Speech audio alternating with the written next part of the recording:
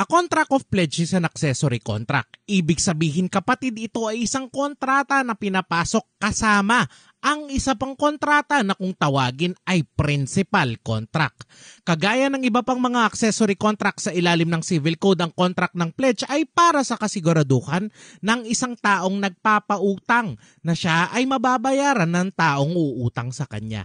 Halimbawa, uutang si X ng 10,000 pesos mula sa iyo kapatid. Babayaran niya ito matapos ang 60 days. Dahil wala kang kasiguraduhang babayaran ka nga ni X, inalok niya sa iyo ang isang Philips Time na relo na nagkakahalaga ng 18,000 pesos. Sa ating halimbawa, ang pledger ay si X bilang siya ang nangakong magbabayad sa iyo ng 10,000 pesos. Ikaw naman kapatid ang tinatawag na pledgee o ang taong pinangangakuan. Ang nabanggit na relo naman ay ang thing pledged.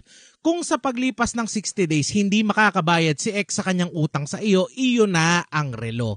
Kung makakabayad naman siya, tungkulin mo ngayong isuoli kay X ang relo at ang box nito kung meron man.